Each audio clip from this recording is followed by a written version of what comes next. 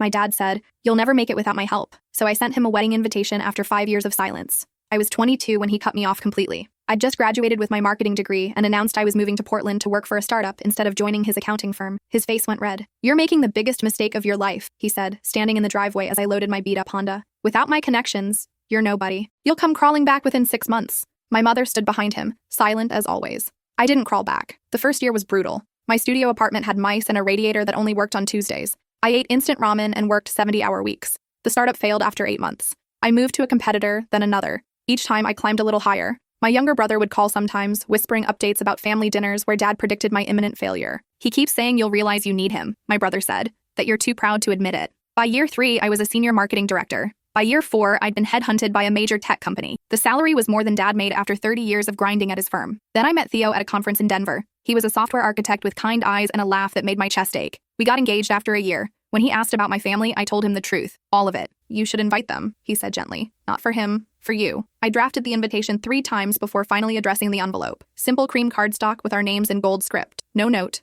no explanation, just the invitation to witness what I'd built without him. The response came 2 weeks later. Not from dad, but from my mother. Her handwriting was shaky. "Your father had a stroke last month. He's home now, but things are different. We'll be there." My hands trembled as I read it. Part of me wanted to feel vindicated. Instead, I just felt hollow. The wedding was perfect. My brother walked me down the aisle. My mother sat in the second row, dabbing her eyes. But Dad's wheelchair was positioned in the back corner, and I could feel his eyes on me the entire ceremony. At the reception, my mother approached during the cocktail hour. "He's so proud of you," she whispered. "He just doesn't know how to say it." I wanted to believe her. But then I saw my brother arguing with Dad near the gift table. Their voices rose just loud enough for me to catch fragments. "Just tell her," my brother was saying. "Not now. She doesn't need to." Dad cut him off. My brother's face went pale as he noticed me watching. He grabbed my arm and pulled me into the coat check room. "There's something you need to know," he said, "about why Dad really wanted you to work for him." Before he could continue, my mother burst in, her face twisted with panic. "Don't," she begged my brother. "Please, not today." I looked between them, my wedding dress suddenly feeling too tight. "Someone needs to tell me what's going on, right now." My brother took a breath. "Dad didn't want you in the firm to help you. He needed you there to—"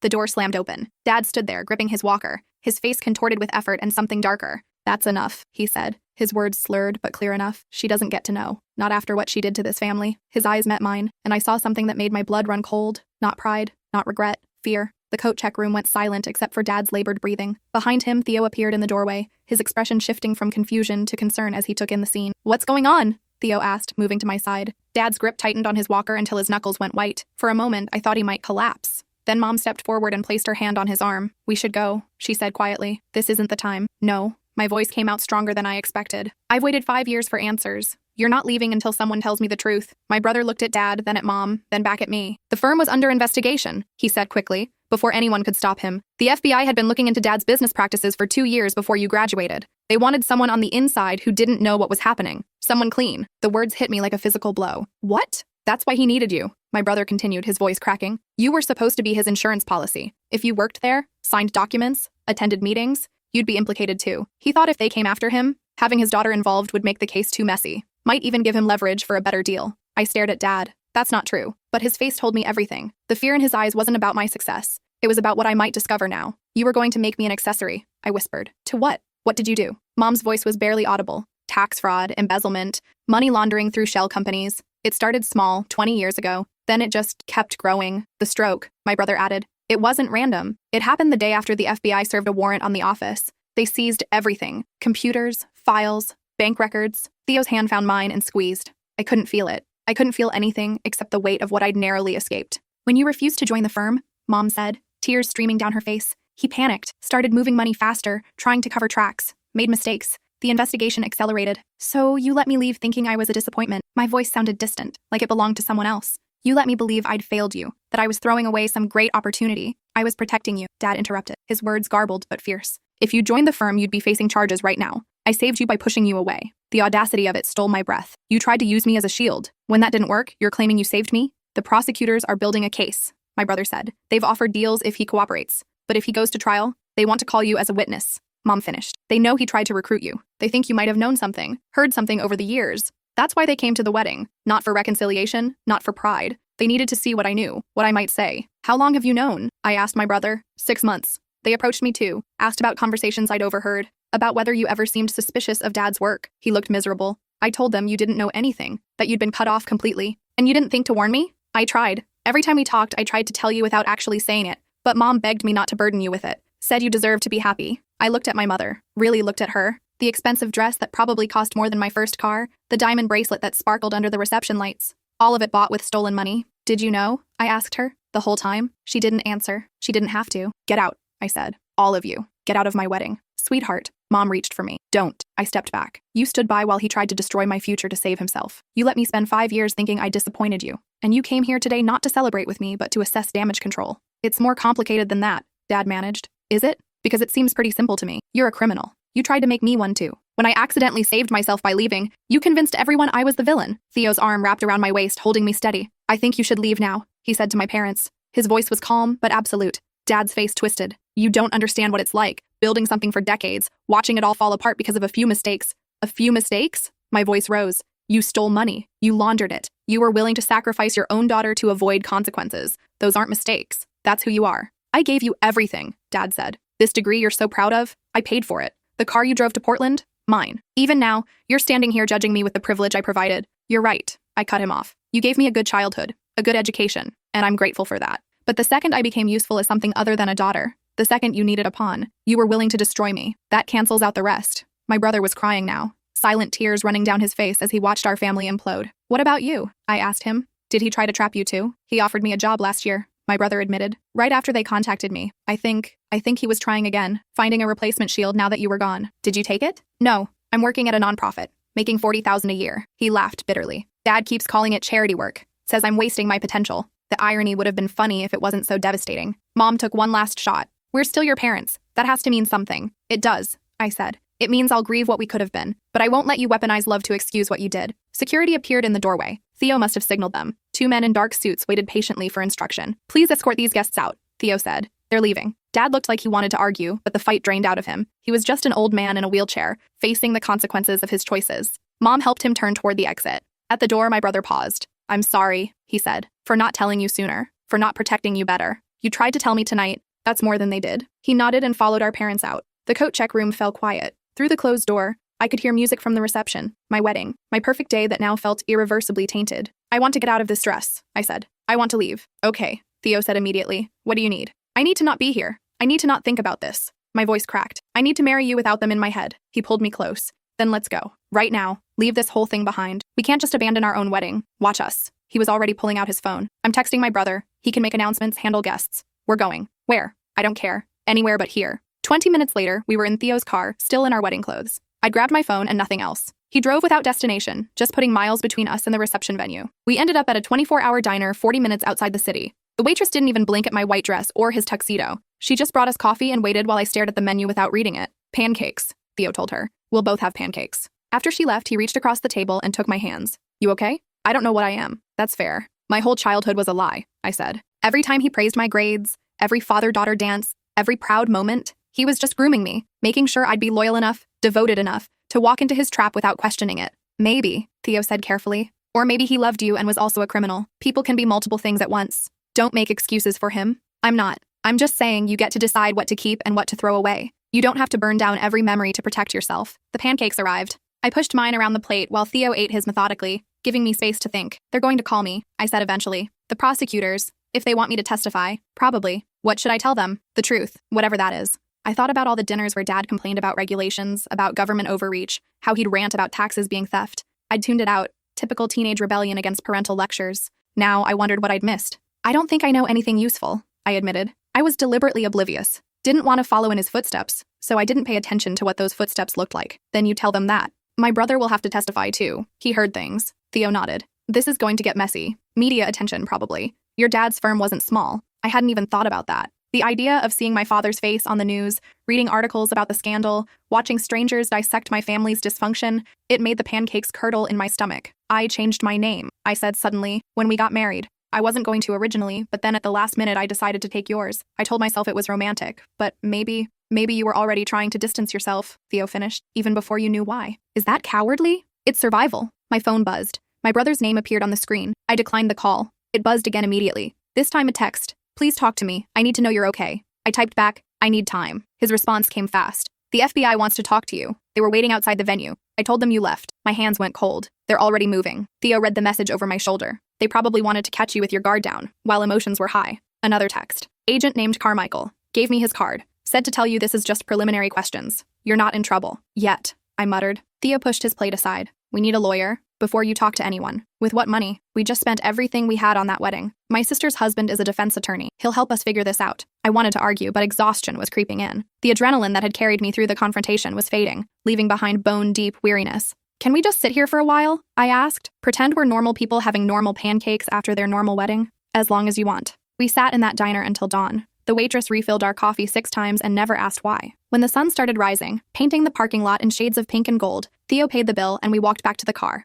So, he said, opening my door. How does it feel to be married? Despite everything, I laughed. Not quite how I imagined. Me neither. He kissed my forehead. But I'd do it again. All of it. Even the terrible parts. We haven't even had our honeymoon yet, and we're already dealing with family drama and federal investigations. Good practice for the rest of our lives. He drove us to his apartment. Our apartment now, I supposed. We'd been planning to move into a new place after the honeymoon, but that could wait. Everything could wait. I fell asleep in my wedding dress, curled up on the couch while Theo made phone calls in the next room. His voice was a low murmur, talking to his brother-in-law about lawyers and subpoenas and things I wasn't ready to process. When I woke up, it was late afternoon. Theo had draped a blanket over me and left a note on the coffee table. Went to get your things from the venue. Back soon. Love you. My phone was full of messages. My brother had texted 17 more times. Mom had called 6 times and left one voicemail I wasn't ready to listen to. There were also messages from college friends who'd been at the wedding, all variations of, "Are you okay?" and "What happened?" The top message was from an unknown number. "This is Agent Carmichael, FBI. I'd like to speak with you at your earliest convenience regarding your father's case. Please call this number to arrange a meeting. My wedding day."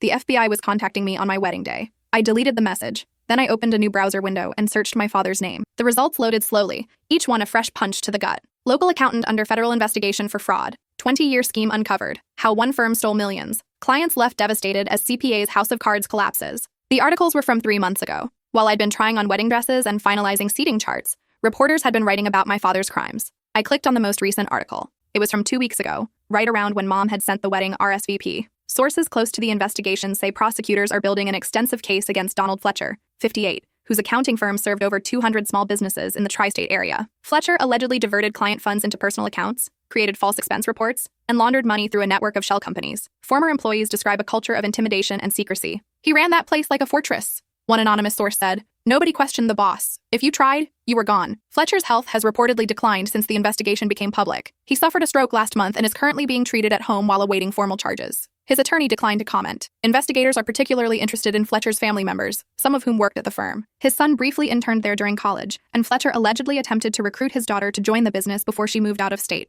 It's unclear if family members had knowledge of the fraudulent activities. The article included a photo of Dad from 5 years ago, before the stroke. He looked powerful in that picture, confident. The kind of man who could convince you to trust him with everything. I wondered how many people had. The front door opened. Theo came in carrying 3 suitcases and 2 boxes. "Your college friend Priya helped me pack," he said. "She's very organized. Also very concerned about you. People are talking." "Yeah." He set down the luggage. "Your wedding exit is going viral on some Reddit forum. Someone posted asking if anyone knew what happened. Last I checked, the thread had 3,000 comments. Oh God. Most people are supportive. They're speculating about family drama, toxic parents. A few have connected it to your dad's case." He sat down beside me. "We can disappear for a while if you want. Take that honeymoon. Get out of town until this blows over." Does it blow over? This kind of thing? Eventually. Something else becomes the scandal. But probably not for a few months. I showed him Agent Carmichael's message. He read it twice, his jaw tightening. "My brother-in-law says don't talk to them without representation. They're going to try the friendly approach first. Act like you're just helping them understand context. But anything you say can be used. I don't have anything to hide. You also don't know what they think you know. Better to have a lawyer filter that." He was right. I knew he was right. But the idea of needing a lawyer, of being involved in something that required legal protection, made everything feel more real, more serious. "When can I meet with your brother-in-law?" "Tomorrow morning if you want. His name is Wesley. He's expensive, but he'll work with us on payment. Everything we saved is gone. The wedding maxed us out. We'll figure it out." Theo pulled me against his chest. "This isn't your debt anyway. This is your father's mess. We're just trying not to get buried in the fallout." That night, I finally listened to Mom's voicemail. Her voice was thin, fragile. "Sweetheart, I know you're angry. You have every right to be. But please, when the FBI contacts you, and they will, please remember that your father isn't a monster. He made mistakes, terrible mistakes, but he loves you. He's always loved you. Don't let anger make you say things you'll regret. Call me when you're ready to talk." I deleted it. Then I called my brother. He answered on the first ring. "Are you okay?" "No, but I need to know everything. Every detail you know about what Dad did, and when you found out." He was quiet for a moment. "Are you sure? There's a lot, and none of it's good. I'm sure." He talked for 40 minutes. I sat on the floor of my new apartment, still in my wedding dress, and learned exactly who my father was. It started small. A client overpaid by $500 and Dad just kept it. Nobody noticed. So he did it again. Then he started adjusting expense reports, skimming a little here and there. Small amounts that wouldn't trigger audits. Then he got bolder, created fake vendor accounts, billed clients for services never rendered, moved money through increasingly complex schemes. He told himself he'd stop, my brother said, that it was temporary, just until the firm was more profitable. But it never stopped. It just grew. How much? They think around $4 million, maybe more. They're still tracing everything. $4 million. Stolen from people who'd trusted him to handle their finances. Small business owners, families, people who probably couldn't afford the loss. There's something else, my brother said. Something I only found out last week. I waited. The money he used for your college tuition. Some of it came from a client's retirement fund. An older woman who ran a bakery. She'd been saving for 30 years to retire. Dad took it all. She had to sell her business and go back to work at 73. I felt sick. Her name is Geneva Ortiz, my brother continued. She lives in Riverton. I looked her up after I found out. Wanted to know who she was. There's a profile about her in the local paper from last year, before any of this came out. She talked about how she'd finally be able to rest, how she'd worked so hard for so long. Stop, I managed. Please stop. You need to know. You need to know what we're dealing with. I hung up and ran to the bathroom. Theo found me on the floor 20 minutes later, still in my wedding dress, crying so hard I couldn't breathe. He didn't say anything, just sat down beside me and held me until the sobs turned to hiccups and eventually to silence. My college education was bought with a stolen retirement fund, I whispered. That's not on you, isn't it? I benefited from his crimes. I profited from that woman's loss. You didn't know. Does that matter? He thought about it. Legally, yes. Morally, I don't know. But I know you're not responsible for his choices. I wanted to believe him, but sitting there on the cold bathroom tile, wearing a dress we'd bought with money from jobs I got with a degree paid for by theft, I felt complicit. Stain. I need to find her, I said. Geneva Ortiz. I need to talk to her. That's not a good idea. I have to try to explain. Explain what? That you're sorry your father stole her retirement? That won't give her back 30 years of savings. It'll just make her pain worse by putting a face to it. Then what am I supposed to do? Testify. Help them build the strongest case possible. Make sure he faces real consequences. He's my father. He's also a criminal who hurt people. Those things can both be true. I pulled off my veil. The delicate lace was crushed now, makeup stained and wrinkled. It felt appropriate. This whole day had been crushed under the weight of truth. I need to get out of this dress, I said. Theo helped me stand. The zipper was stuck, so he used scissors to cut it away. We let the dress fall to the floor in a puddle of white silk and broken dreams. I stood in my underwear, looking at our reflection in the mirror. Theo in his tuxedo shirt, untucked and wrinkled. Me in my slip, mascara streaked down my face. This is not how wedding nights are supposed to go, I said. Probably not,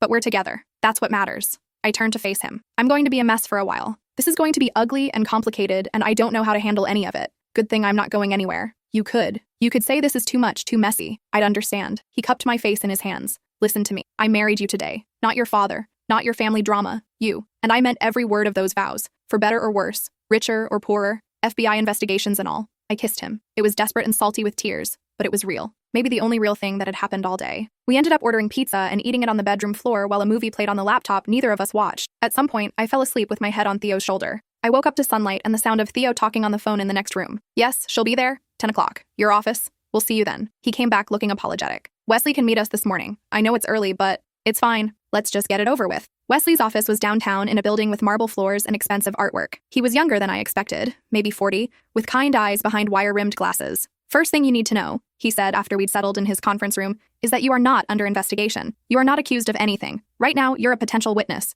The FBI wants to know if you have information that could help their case. I don't think I do. Probably not, but they need to establish that for the record. They'll ask about your childhood, your relationship with your father, whether you ever observed anything suspicious about his work. What if I refuse to talk to them? They can subpoena you, force you to testify before a grand jury. It's better to cooperate voluntarily, show good faith, but we do it on our terms. I'll be present for any interview. We'll set clear boundaries about what's relevant. My brother said they talked to him too. Yes, I spoke with his attorney this morning. He's cooperating. Told them about conversations he overheard, documents he saw. Nothing that implicates him, just information about your father's activities. Will he have to testify at trial? If it goes to trial, yes. But most federal cases don't. The conviction rate is over 90%. Your father's attorney will almost certainly recommend a plea deal. How long would he go to prison? Wesley leaned back in his chair. With charges this serious? Asset forfeiture, multiple counts of fraud and embezzlement? He's looking at 15 to 20 years. With a plea, maybe he could get it down to 10. 10 years minimum. Dad would be 68 when he got out, if he got out. The stroke had done serious damage. Another decade in prison might be a life sentence. I tried to feel something about that.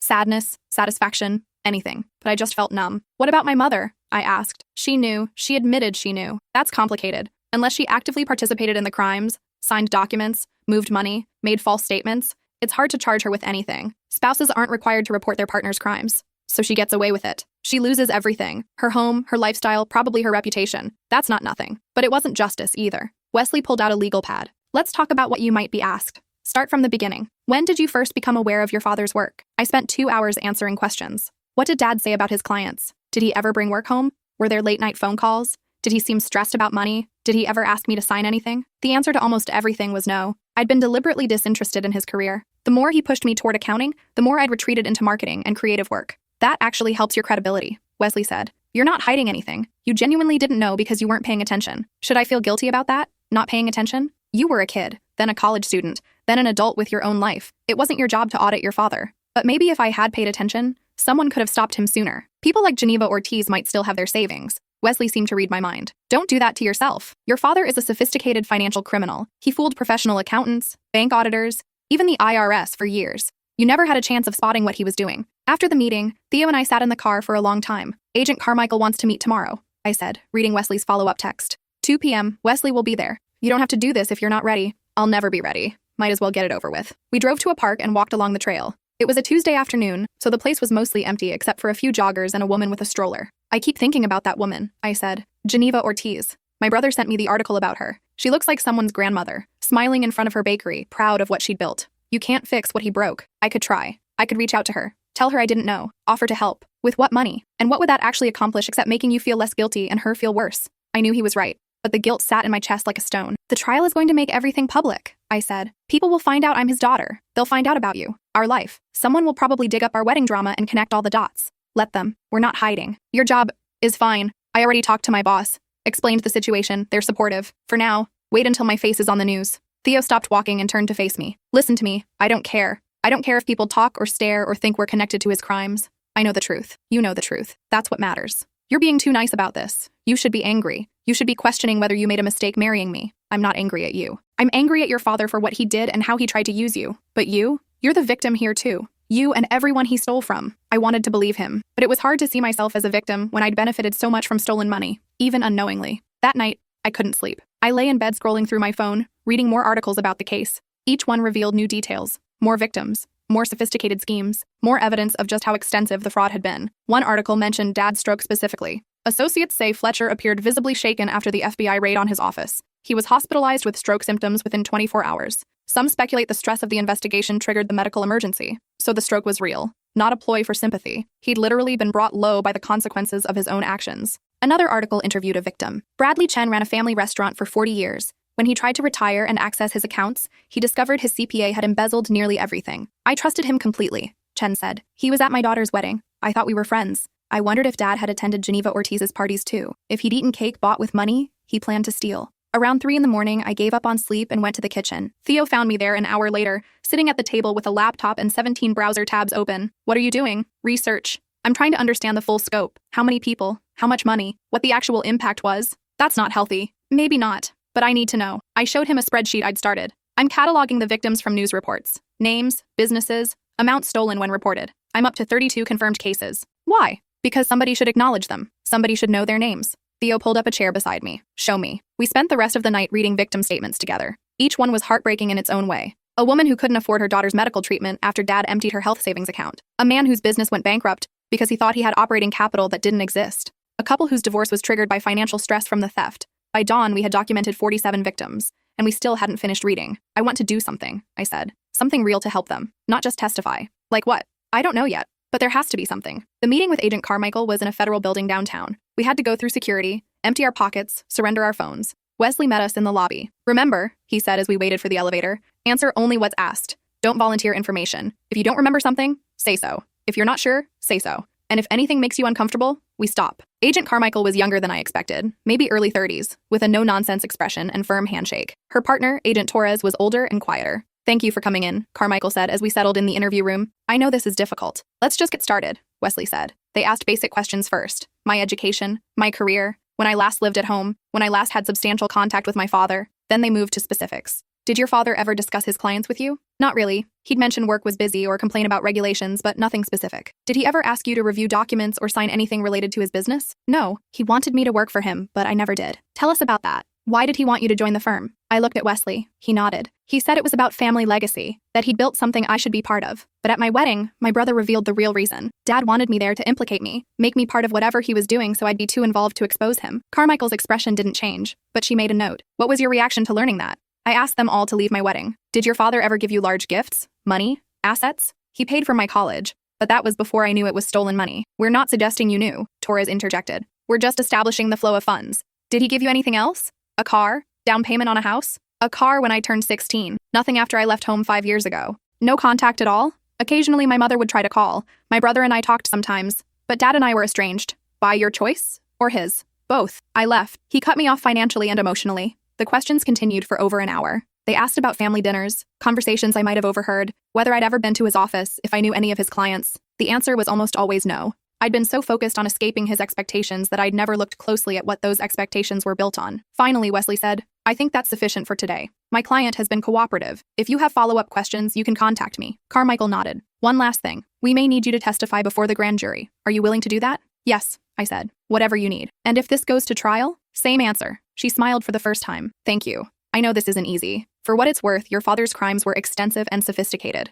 There's nothing you could have done to stop them. It should have made me feel better. It didn't. Outside, Wesley walked us to our car. That went well. You were clear, consistent, credible. They're satisfied you weren't involved. What happens now? They continue building their case. Your father's attorney is negotiating a plea deal. If he accepts, there's no trial. You might not have to testify at all. And if he doesn't accept, then it goes to trial in about 6 months. You'd be called as a witness to establish his family relationships and contradict any claims that you knew about or approved of his business practices. 6 months of waiting, 6 months of this hanging over us. That weekend, my brother came to visit. He looked exhausted, older than his 27 years. Mom's a mess, he said. She's staying with Aunt Claire. Can't afford the house anymore. Everything's being seized. That's not my problem. I know. I'm just telling you what's happening. We sat in uncomfortable silence. 5 years ago, we'd been close. Now we felt like strangers connected only by shared trauma. I'm sorry I didn't tell you sooner, he said again. I was trying to protect you. By lying? By not burdening you with information you couldn't use. What would you have done differently if you'd known a year ago? 6 months ago? He was right. I couldn't have stopped the investigation. I couldn't have returned stolen money I didn't have. All I could have done was worry. How bad is it for you? I asked.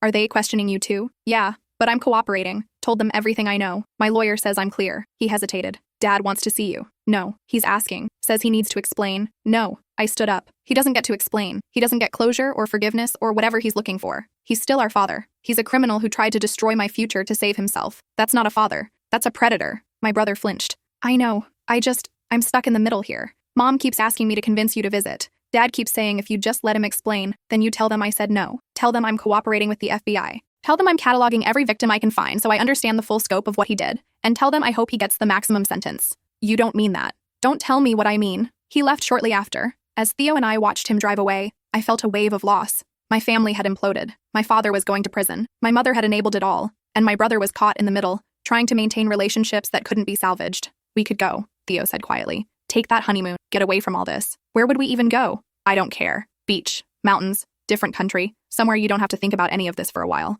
It was tempting, but running away felt like giving up. And I wasn't ready to give up. I want to meet her, I said. Geneva Ortiz. I know you think it's a bad idea, but I need to do it. Why? Because she's real. She's not just a name in an article or a line in a spreadsheet. She's a person whose life was destroyed, and the least I can do is acknowledge that. Theo sighed. Okay, but I'm coming with you. I found Geneva Ortiz through property records. She was renting a small apartment on the other side of town. I wrote her a letter first, explaining who I was and asking if she'd be willing to meet. I included my phone number and waited. She called 3 days later. Why do you want to see me? Her voice was accented, suspicious. To apologize, and to hear your story, if you're willing to share it. Your father stole from me. An apology doesn't fix that. I know, but I need to try. She was quiet for a long moment. Saturday, 2 o'clock. There's a coffee shop on Maple Street. She hung up before I could thank her. Saturday came too quickly. Theo and I arrived early and sat at a corner table. I'd rehearsed what to say 100 times, but every version sounded hollow. Geneva Ortiz walked in exactly at 2. She was smaller than I expected. Maybe 5 feet tall, with steel gray hair pulled back in a neat bun. Her face was lined with years of hard work, but her eyes were sharp. She sat down without ordering anything. You look like him, she said.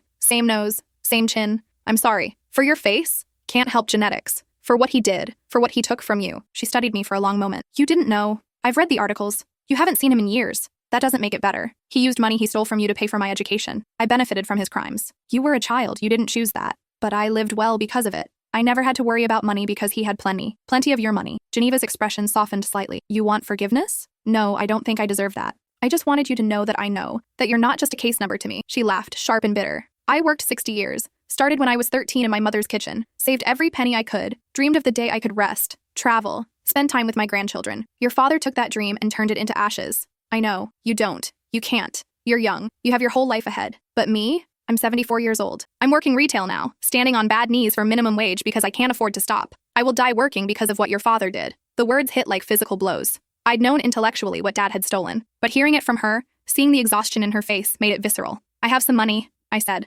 Not much, but I'm working and I can pay you back over time. A little at a time, but I don't want your money. Please, let me do something. You want to do something? Geneva leaned forward. Testify. Tell the truth. Make sure he faces every consequence of what he did. Don't let lawyers or sympathy or family loyalty soften the blow. He stole my future. Make sure he loses his. I will, I promise. She stood to leave, then paused. You seem like a good person. That's something at least. That his badness didn't make it into you. I watched her walk out, straight-backed, despite everything, and felt something shift inside me. The guilt was still there, but alongside it was something else. Determination. I'm going to testify, I told Theo. If he takes a plea deal, fine. But if this goes to trial, I'm going to tell them everything. What he tried to do to me, how he tried to use me, all of it. Okay, Theo said. Then that's what we'll do. That night, I wrote out everything I remembered about Dad's attempts to recruit me. Every conversation, every guilt trip, every manipulation. I documented the timeline of when I refused, when he cut me off, when he ramped up his crimes. Wesley reviewed my statement and nodded. This is good, clear, damning. If he goes to trial, this will be powerful testimony. 2 weeks later, the plea deal fell through.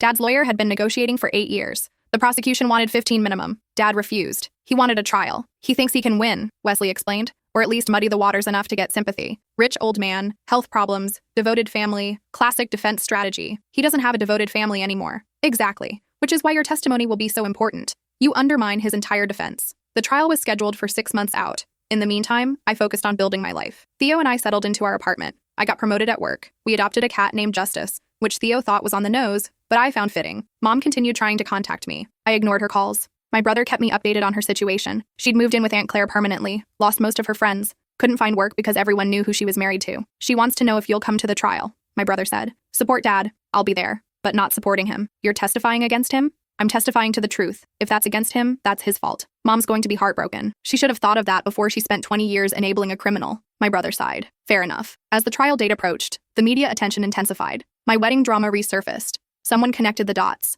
Headlines appeared, fraud suspect's daughter kicked him out of her wedding, and family feud. Why Donald Fletcher's daughter is testifying against him. My boss called me in. I need to know if this is going to affect your work. It won't. I'm dealing with it outside of office hours. Good, because you're doing great work and I'd hate to lose you. But if this becomes a distraction, it won't be. I promise. I worked harder than ever, partly to prove myself, partly to avoid thinking about what was coming. The nights were worse. I'd lie awake imagining the trial, Dad in a wheelchair, Mom crying in the gallery, reporters scribbling notes while I testified against my own father. Wesley prepared me extensively. Mock cross-examinations. Aggressive questions designed to rattle me. Attempts to paint me as a bitter, estranged daughter seeking revenge. Stay calm, he coached. Answer honestly. Don't let them provoke you. The facts are on your side. The prosecution also prepped me. They walked me through what they'd ask, how they'd establish my credibility. They showed me documents. Emails Dad had sent to business partners mentioning his plan to bring me into the firm, make me an integral part of operations. These show intent, the prosecutor explained. He wasn't offering you a job. He was building a defense. Seeing it in writing made it worse somehow, proof that it hadn't been my imagination or my brother's speculation. Dad had literally plotted to use me as cover. The night before the trial started, I couldn't sleep. Theo held me while I cried angry, frustrated tears. I shouldn't have to do this, I said. I shouldn't have to publicly testify against my own father. This is wrong. You're right. It is wrong. But you're doing it anyway because it's necessary. What if he sees me and has another stroke? What if? Then that's on him. His health problems are not your responsibility. His consequences are not your burden. The courthouse was a zoo. Cameras everywhere. Reporters shouting questions. Wesley and Theo flanked me as we pushed through to the entrance. Inside, the courtroom was packed. I spotted Mom in the front row behind Dad's table, looking small and fragile. My brother sat beside her, his expression carefully neutral. On the prosecution side, I saw some of the victims. Geneva Ortiz was there. So was Bradley Chen from the restaurant article. Others I didn't recognize but could identify by the expressions on their faces. Anger, hope, exhaustion. Dad was wheeled in by his attorney. He'd aged dramatically. The stroke had left him partially paralyzed, his face sagging on one side, but his eyes were alert. When they found mine across the courtroom, I didn't look away. I wasn't testifying the first day. That was devoted to jury selection and opening statements. But I sat in the gallery and listened. The prosecution laid out a clear narrative. Sophisticated, long-term fraud. Deliberate theft from vulnerable clients. Elaborate schemes to hide the stolen money. A man who'd spent decades building trust specifically so he could betray it. Dad's attorney painted a different picture. A hardworking man who'd made some accounting errors, mistakes that snowballed. No criminal intent. Health problems. A devoted family man now facing years in prison for what were essentially administrative oversights. It was absurd, but the defense attorney sold it well. On the third day, they called me to testify. I walked to the witness stand on legs that felt made of water, placed my hand on the Bible and swore to tell the truth, sat down and faced the courtroom. The prosecutor started with easy questions. My name, my education, my career. Then she moved into my relationship with Dad. Would you describe your father as supportive of your career choices? No, he wanted me to join his accounting firm. When I chose a different path, he cut me off completely. Did he ever explain why he wanted you to join the firm? He said it was about family legacy, building something together. Did you believe that? At the time, yes. Do you still believe it? No. Why not? I looked directly at Dad. At my wedding, my brother revealed that my father had been under FBI investigation for 2 years before I graduated college, that he'd wanted me to join the firm not as a daughter, but as insurance. If I was involved, worked there, signed documents, I'd be implicated too. He thought that would either protect him or give him leverage for a better plea deal. The courtroom erupted in murmurs. The judge called for order. How did you feel learning this? Betrayed. Used. Relieved that I'd accidentally saved myself by refusing to join the firm. The prosecutor entered into evidence the emails Dad had sent mentioning his recruitment efforts, walked me through the timeline, established that his attempts to bring me into the firm had intensified exactly when the FBI investigation began. Did you ever suspect your father was committing crimes? No. I avoided learning about his work specifically because I wasn't interested in accounting. I deliberately didn't pay attention. If you had joined the firm as he wanted, what do you think would have happened? Objection. Dad's attorney shouted. Speculation. Sustained. The judge said. The prosecutor adjusted. Did your father ever express to you what role you would have played at the firm? He said I'd handle client relations, meet with people, build trust, be the face of the business while he handled the complicated parts. More damning emails entered evidence. Dad's own words describing how my youth and likability would put clients at ease, how I'd be perfect for smoothing over concerns. By the time the prosecutor finished, the picture was clear. Dad hadn't wanted a daughter in his business. He'd wanted a patsy. Then came cross-examination. Dad's attorney was a sharp woman named Catherine Reed. She approached with a sympathetic smile. Miss Fletcher, you and your father became estranged 5 years ago, correct? Yes. And that estrangement was painful for you? Yes. In fact, you felt abandoned by him, rejected. I felt like I'd disappointed him. Later, I learned the real reason for the estrangement. But for 5 years, you believed he'd rejected you simply because you chose a different career path. Yes, that must have made you angry. I saw where she was going. It made me sad, confused, but I moved on. Did you? Because it seems like the moment you learned about your father's legal troubles, you immediately turned that sadness into something else. Vindictiveness. No. You kicked him out of your wedding in front of hundreds of people. You refused all contact with your mother. You're here today testifying against your own father. That sounds vindictive to me. It sounds like setting boundaries to me. Convenient boundaries. Refusing to support your father right when he needs you most. Wesley stood. Objection. Argumentative. Sustained. But Reed continued. You claim your father wanted to implicate you in his crimes. But isn't it true that he paid for your education? Gave you a car? Supported you until you chose to leave? Yes. Doesn't sound like someone trying to hurt you. He wasn't trying to hurt me. He was trying to use me. Or he was a father wanting his daughter in the family business. Many parents want that. Is that criminal? When the business is criminal, yes. Light laughter from the gallery. The judge frowned. Reed continued trying to paint me as bitter and revenge-seeking. But the emails were clear. The timeline was clear. And I stayed calm, answered honestly, didn't take the bait. After 2 hours, she gave up. I was dismissed. As I walked back to the gallery, I passed Dad. For one moment, our eyes met. I saw everything there. Anger, shame, fear, something that might have been regret. I looked away and kept walking. The trial lasted 3 weeks. Victim after victim testified. Forensic accountants explained the schemes. FBI agents detailed the investigation. The evidence was overwhelming. The defense tried. They called character witnesses who described Dad as a pillar of the community. They brought in medical experts to talk about how the stress of the investigation caused his stroke. They suggested he'd made mistakes but not crimes. The jury deliberated for 6 hours. Guilty on all counts. Dad's face crumpled when the verdict was read. Mom sobbed. My brother just stared straight ahead. Sentencing was scheduled for a month later. Outside the courthouse, Geneva Ortiz found me. Thank you, she said simply. I just told the truth. Sometimes that's enough. She walked away before I could respond, straight-backed and proud despite everything she'd lost. The sentencing hearing was less crowded. Most of the media had moved on to other stories, but the victims were there. One by one, they gave impact statements. Bradley Chen described losing the restaurant his family had run for 40 years. A single mother explained how Dad's theft had forced her to give up custody of her kids because she couldn't afford to house them. An elderly man talked about working as a Walmart greeter at 82. Each statement was a knife. Each one a reminder that Dad hadn't just stolen money. He'd stolen futures, dreams, stability, dignity. When it was the prosecution's turn to recommend a sentence, they asked for the maximum, 20 years. The defense asked for leniency. Pointed to Dad's age, his health, his lack of criminal history before this. The judge listened to everything. Then she spoke. Mr. Fletcher, you violated the trust of dozens of people over 2 decades. You stole not just their money, but their sense of security. You used your expertise and their faith in you as weapons against them. You showed no remorse until you were caught.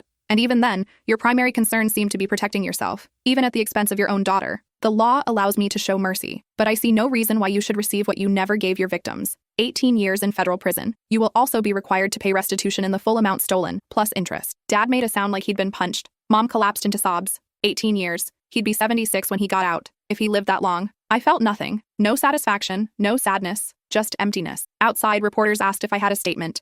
Justice was served today, I said. Not just for me, but for every person my father stole from. I hope they can find some peace now. It was over. Finally, it was over. Except it wasn't. The aftermath dragged on for months. Asset forfeiture proceedings, civil lawsuits from victims, media analyses of the case, true crime podcasts dissecting my father's psychology. I changed my name legally. took Theo's surname completely, stopped checking news alerts, focused on rebuilding a life separate from all of it. Mom eventually reached out through my brother, wanted to know if we could talk, if I could forgive her. I thought about Geneva Ortiz saying she didn't want forgiveness, about Bradley Chen who'd lost his life's work, about all the people who couldn't rebuild because they were too old, too poor, too broken by what Dad had done. I wrote Mom a letter, the only one I'd send. What Dad did was his choice, but you enabled it. You knew and said nothing. You benefited from stolen money and pretended not to see where it came from. You stood beside him at my wedding and tried to stop me from learning the truth. I don't forgive you. I'm not even sure I should. Maybe someday I'll feel differently. But right now, I need you to understand that you don't get absolution just because you want it. You made choices. Live with them. I'm building a life that has nothing to do with either of you. I wish you well, but I wish it from a distance. I mailed it and never looked back. A year after the trial, Theo and I took our belated honeymoon. We went to Iceland, as far from everything as we could get, watched the northern lights, hiked through volcanic landscapes, sat in hot springs and talked about the future. Do you ever think about having kids? Theo asked one night. Sometimes. But I'm terrified I'll mess them up the way I was messed up. You're not your father. No. But what if some part of him is in me? What if, stop, you are the person who walked away from easy money to build something real, who stood up in court and told the truth even though it was hard, who cataloged victims to honor them when no one asked you to. That's who you are. Is that enough? It's everything. We flew home and started planning for a future that was ours alone. I got promoted again. Theo started his own consulting firm. We bought a small house with a yard for Justice the cat to pretend to hunt in. Life moved forward. Sometimes I'd think about Dad in prison. Wonder if he'd learned anything. If he felt remorse. If he ever thought about the people he'd hurt. Probably not. People like him rarely did. My brother and I talked occasionally. He'd moved across the country, changed careers, was dating someone who made him happy. He was building his own life separate from the wreckage too. Do you ever feel guilty? He asked during one call. For moving on while they're still dealing with consequences? No, they made their choices. We made ours. I guess you're right. I know I am. 2 years after the trial, I got a letter from Geneva Ortiz.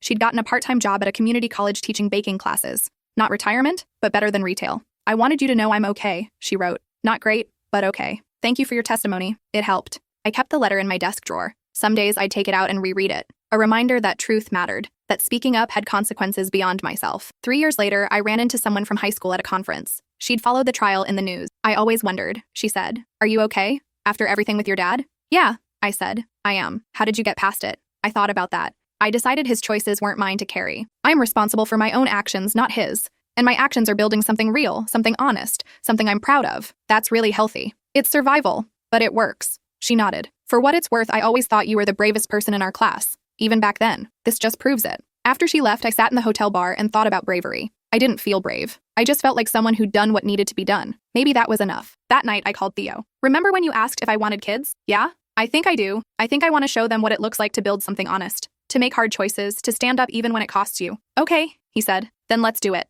6 months later, I took a pregnancy test. Positive. We sat on the bathroom floor, holding each other, crying happy tears mixed with terrified ones. We're going to mess this up sometimes, I said. Probably. But we'll do it honestly. We'll admit our mistakes. We'll never try to use them. Deal. Our daughter was born 9 months later. We named her Hope. It felt appropriate. I never told her about my father. When she was old enough to ask about grandparents, I said my parents weren't in our lives. Simple truth. If she wanted more details when she was older, I'd give them to her. But I wouldn't burden a child with that darkness. She deserved to grow up believing people were generally good. She'd learn about complexity and betrayal and hard truths soon enough. For now, she could be innocent. 5 years after the trial, my brother called with news. Dad had died in prison. Heart attack. Quick and relatively painless. Do you want to go to the funeral? He asked. Is there one? Mom's planning something small. I'll pass. Yeah, me too. We stayed on the phone in silence for a while, both processing the same complicated grief. Not for the man who'd died, but for the father we'd never really had. Do you think he ever regretted it? My brother finally asked. Regretted getting caught? Probably. Regretted what he did? I don't know. I wish I'd had a different dad. Me too. After we hung up, I sat with the news for a long time, tried to find some feeling about it. Sadness, relief, closure. Instead, I just felt tired. Tired of thinking about him. Tired of the weight of his choices affecting mine. So I decided to stop. I'd told the truth. I'd honored the victims. I'd built a good life despite him, not because of him. That was enough. I went to the living room where Theo was reading Hope a story, curled up beside them and listened to his voice, her giggles, the ordinary sound of a family built on honesty. This was what I'd chosen instead of Dad's firm. This was what I'd gained by losing everything, and it was worth it. Every part of it was worth it. 10 years after I walked out of my wedding reception, I stood in the same venue, this time for a different reason. I'd been contacted by a journalist writing a book about financial crimes. She wanted to interview me about Dad's case, about being the daughter who testified. I'd agreed, but only on one condition. She had to meet me here, in the place where it had all come crashing down. She arrived right on time. A woman named Patricia with intelligent eyes and a recorder. Why here? She asked as we sat in the same coat check room where the truth had been revealed. Because this is where I learned who my father really was. This is where my family ended and my real life began. Do you regret testifying? No, not even a little. He was your father. He was a criminal who tried to use me. Being related doesn't change that.